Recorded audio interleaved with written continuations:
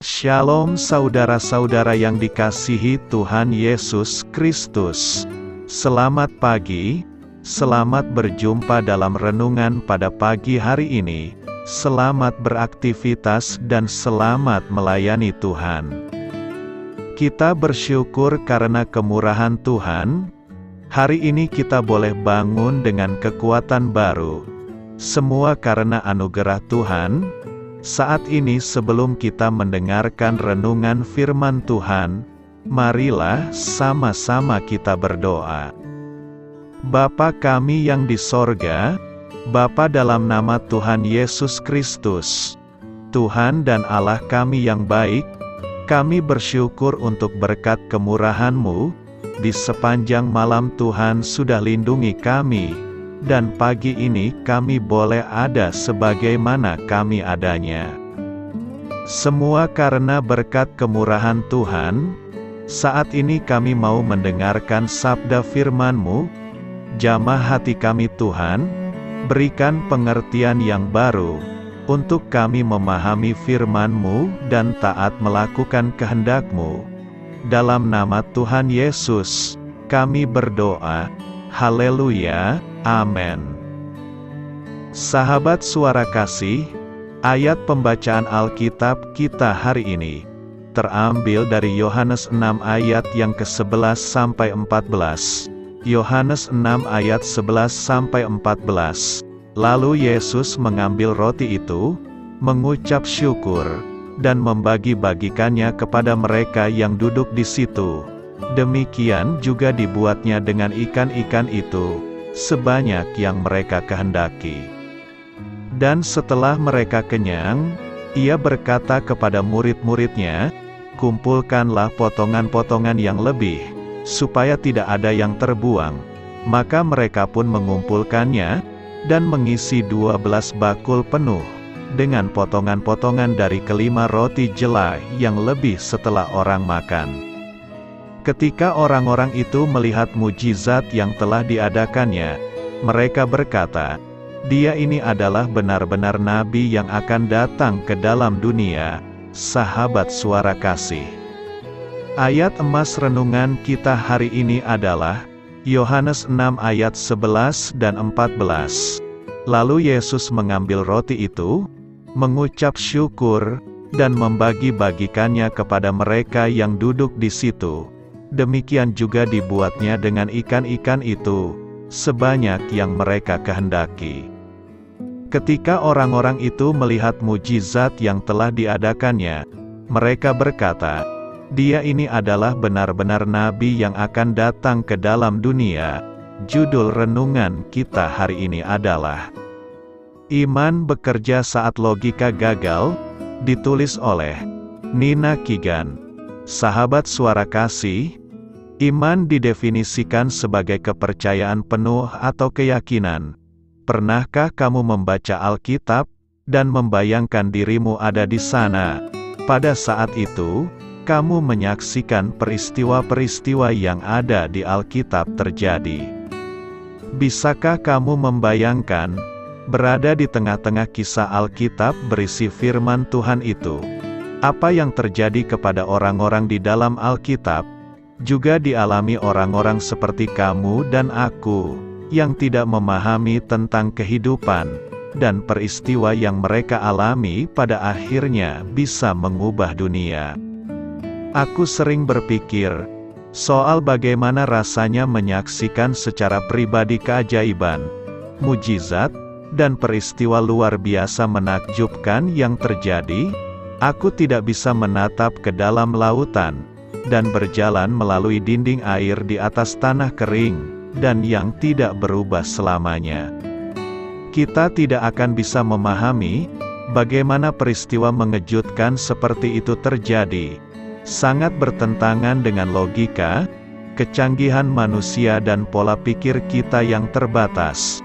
Tidak bisa mengungkapkan keajaiban itu, karena terjadi di luar dari pengetahuan dunia. Iman adalah lawan kata dari logika. Dalam semua cerita Alkitab, di mana ada iman yang besar, maka logika akan terbantahkan. Tidak ada ruang bagi logika. Jika kita punya iman yang mampu memindahkan gunung, iman mengambil alih saat logika tak lagi bisa bergerak maju.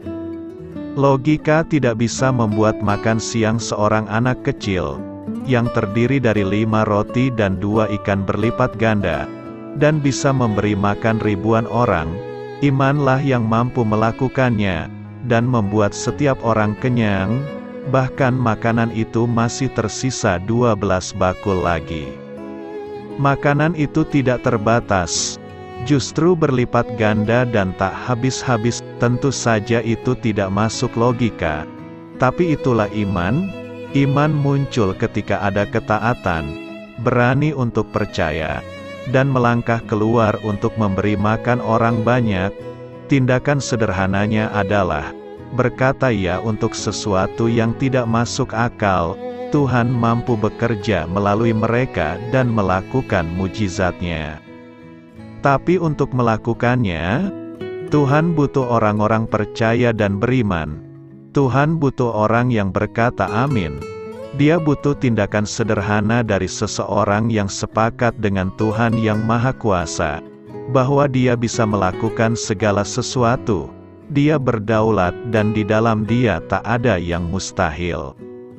Lewat ketaatan dan iman kita kepada apa yang tidak kelihatan, Tuhan akan melakukan lebih daripada sekadar cukup. Dia mau melakukan jauh lebih banyak lagi. Tuhan akan memenuhi kebutuhan kita, dan akan memberi kita kelimpahan yang meluap-luap, tanah kering di tengah lautan, gunung yang rata, dan tembok yang pernah membelenggu kemerdekaan kita dihancurkan. Sahabat Suara Kasih, Tuhan berhasil ketika logika gagal. Dia melakukan sesuatu yang tampak mustahil, dan menyediakan kebutuhan kita secara berkelimpahan, dan melampaui pemahaman kita. Jadi percayalah. Marilah kita renungkan, bertindaklah karena iman, dan berani melakukannya karena Tuhan. Kita tidak mendapat karena kita tidak meminta. Mintalah hal-hal besar dan berpikirlah besar. Jangan menyimpan Tuhan di dalam kotak. Jangan menetapkan batasan bagi Tuhan kita yang Maha Kuasa, Maha Dahsyat, dan ajaib kasih-Nya bagi hidup kita. Amin. Tuhan Yesus memberkati. Sahabat Suara Kasih, demikianlah renungan firman Tuhan pada pagi hari ini.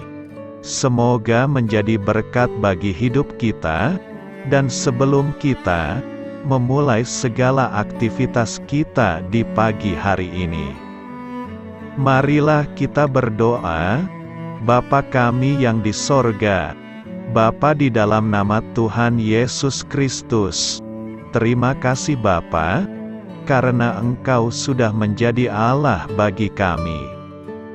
Kami juga bersyukur Bapa, untuk pertolongan-Mu, penyertaan-Mu, dan atas berkat-Mu di dalam kehidupan kami.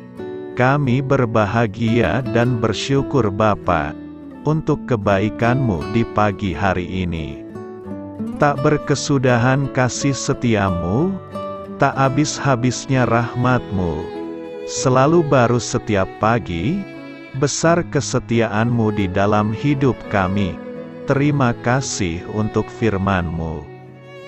Pada pagi hari ini ya Bapa, kami mau belajar dan terus belajar tentang firman-Mu.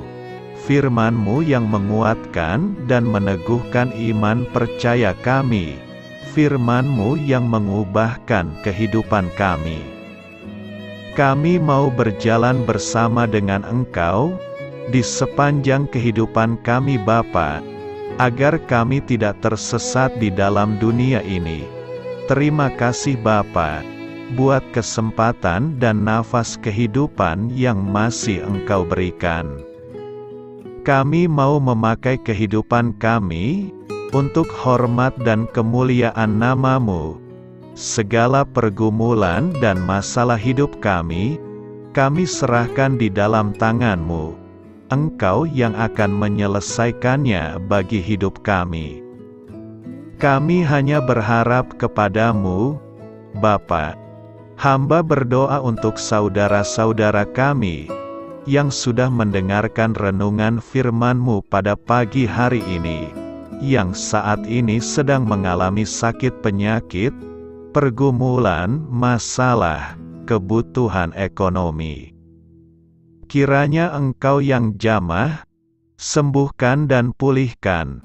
Berkati juga perekonomian mereka, serta berikan jalan keluar di setiap pergumulan masalah yang mereka sedang hadapi. Dan ajarlah kami Bapa, untuk selalu berharap dan percaya sepenuhnya kepada Tuhan Yesus. Kiranya Engkau yang terus memberkati kehidupan kami, keluarga kami, dan sanak saudara kami, daerah tempat tinggal kami, bangsa dan negara kami, pemerintah-pemerintah kami, biarlah semuanya dalam perlindungan-Mu Bapa, dan jadilah sesuai dengan kehendak-Mu yang terbaik di dalam kehidupan kami. Dan pada pagi hari ini ya Bapa, kami mau berterima kasih buat perlindungan-Mu di sepanjang malam yang telah kami lewati. Pagi hari ini, kami akan memulai aktivitas kami sebagaimana mestinya.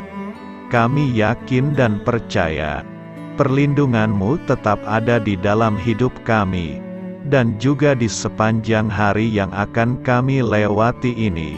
Terima kasih Bapa. Inilah yang menjadi doa dan permohonan kami. Dalam nama Tuhan Yesus Kristus, kami berdoa, amin.